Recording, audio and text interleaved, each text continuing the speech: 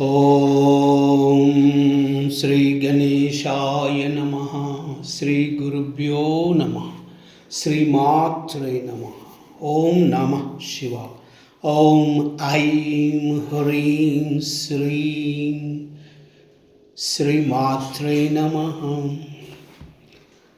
ಅತ ವೈಕೃತಿಕಂ ರಹಸ್ಯಂ ಋಷಿರುವಾಚ.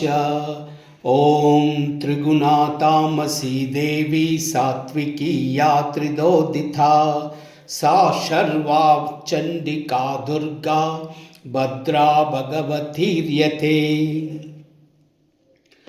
ಯೋಗನಿದ್ರಾಹರೈರ್ಯುಕ್ತಾ ಮಹಾಕಾಳಿ ತಮೋಗುಣ ಮಧುಕೈಟಭನಾಶಾರ್ಧಂ ಯಾಂ ತುಷ್ಟಾ ವಾಂಬುಜಾಸನ. ದಶವಕ್ರಾ ದಶಭುಜಾ ದಶಪಾದಾಂಗನಪ್ರಭಾ ವಿಶಾಲರಾಜಮಾನಾ ತ್ರಿಂಶನ್ಲೋಚನಮಾಲಯ. ಸ್ಫುರದಶನಾದ್ರಂಷ್ಟ್ರಾ ಸಾ ಭೀಮರೂಪಾಪಿ ಭೂಮಿಭ ರೂಪಸೌಭಾಗ್ಯಕಾಂತೀನಾಂ ಸಾ ಪ್ರತಿಷ್ಠಾ ಮಹಾಶ್ರಿಯಾ.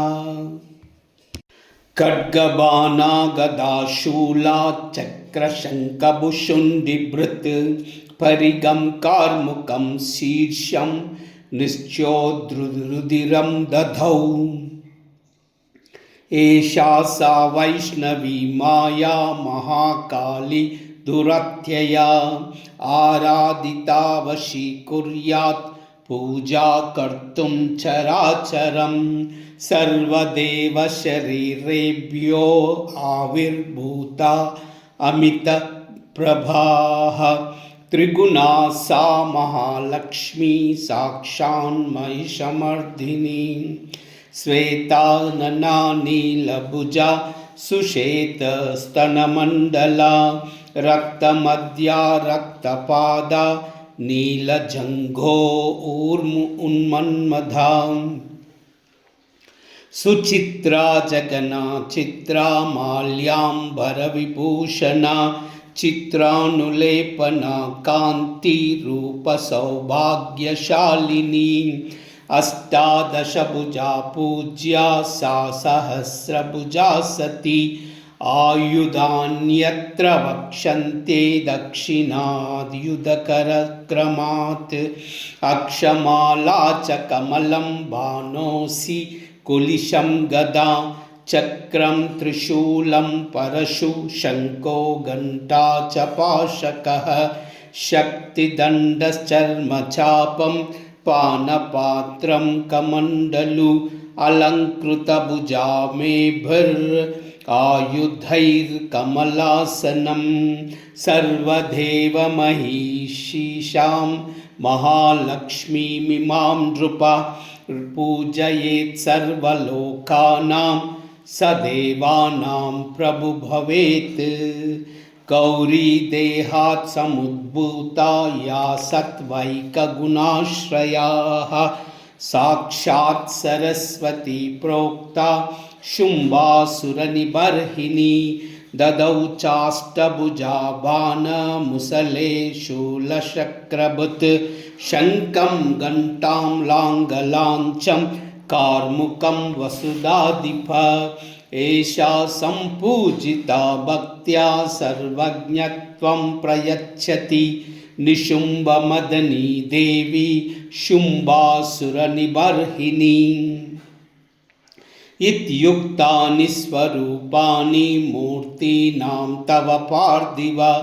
ಉಪಾಸನಂ ಜಗನ್ಮಾತಾ ಪೃಥಗಾಸಂ ನಿಶಾಮಯ. ಮಹಾಲಕ್ಷ್ಮೀರ್ಯದಾ ಪೂಜ್ಯಾ ಮಹಾಕಾಳಿ ಸರಸ್ವತಿ. ದಕ್ಷಿಣೋತ್ತರಯೋ ಪೂಜ್ಯೆ ಪೃಷ್ಠತೋ ಮಿಥುನತ್ರಯಂ. ವಿರಿಂಚೀಶ್ವರಯಾ ಮಧ್ಯೆ ರುದ್ರೋ ಗೌರ್ಯಾ ಚ ದಕ್ಷಿಣೆ. ವಾಮೇ ಲಕ್ಷ್ಮ್ಯಾ ಋಷಿಕೇಶಃ ಪುರತೋ ದೇವತಾತ್ರಯಂ. ಅಷ್ಟಾದಶಭುಜಾ ಮಧ್ಯೆ ವಾಮೇ ಚಾಸ್ಯಾ ದಶಾನನ. ದಕ್ಷಿಣೆ ಅಷ್ಟಭುಜಾ ಲಕ್ಷ್ಮೀರ್ಮಹತೀತಿ ಸಮರ್ಚಯೇತ್. अष्टादशभुजा चैषा यदा पूज्या नराधिप दशानना अष्टभुजा दक्षिणोत्तरयो तदा कालमृत्यु च सम्पूज्यौ सर्वारिष्टप्रशान्तये यदा अष्टभुजा पूज्या शुम्भासुरनिबर्हिणी नव्यासा शक्तया पूज्या तदा रुद्रविनायकौ नमो देव्या इति स्तोत्रै महालक्ष्मीं समर्चयेत्। अवतारत्रयार्चायां स्तोत्रमन्त्रा तदाश्रयः अष्टादशभुजा चैषा पूज्या महिषमर्दिनी महालक्ष्मीर्महाकाली सैव प्रोक्ता सरस्वती ईश्वरीं पुण्यपापानां सर्वलोकमहेश्वरी महिषान्तकरी येन पूजिता सा जगत्प्रभुः पूजये जगतां धात्रीं चण्डिकां भक्तवत्सलाम् अर्घ्यादिभिरलङ्कारैः गन्धपुष्पैः तदाक्षतैः धूपैर्दीपैश्च नैवेद्यैः नानाभक्षसमन्वितैः रुधिराक्तेन बलिना मांसेन सुरया नृप बलिमांसादिपूजेयं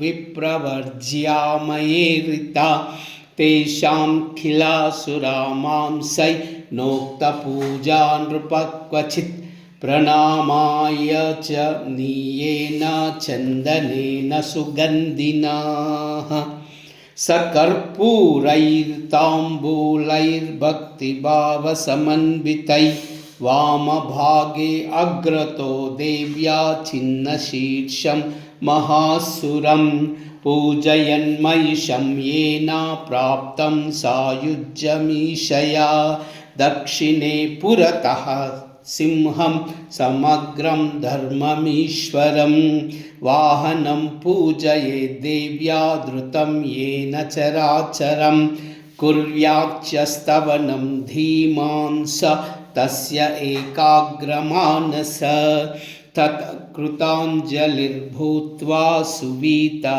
चरितैरिमैः एकेन वा मध्यमेन नैकेनेतरयोरिहा चरितार्थं तु न जपन् छिद्रमवाप्नुयात् प्रदक्षिणा नमस्कारान् कृत्वा मूर्धीकृताञ्जलिः क्षमापये जगद्धात्रीं मुहुर्मुहुरतन्द्रितः प्रतिश्लोकं च जुहुयात् पायसं तिलसर्पिताः जुहुयात् स्तोत्रमन्त्रैर्वा चण्डिकाया शुभं हविः भूयो नामपदैर्देवीं पूजयेत् सुसमाहिताः प्रयतः प्राञ्जलिप्रहाप्रम्यारोप्या चात्मनि सुचिरं भावयेदीशां चण्डिकां तस्मयो भवेत् एवं यः पूजयेत् भक्त्या प्रत्यहं परमेश्वरीं भुक्त्वा भोगान् यदा कामं देवी सायुज्यमाप्नुयात् येन पूजयेत् नित्यं चण्डिकां भक्तवत्सलां भस्मीकृत्यास्य पुण्यानि निर्दहेत् परमेश्वरी तस्मात् पूजय भूपाला सर्वलोकमहेश्वरीं यदोक्तेन विधानेन चण्डिकां सुखमाप्यसि इति वैकृत्तिकं रहस्यम्। ॐ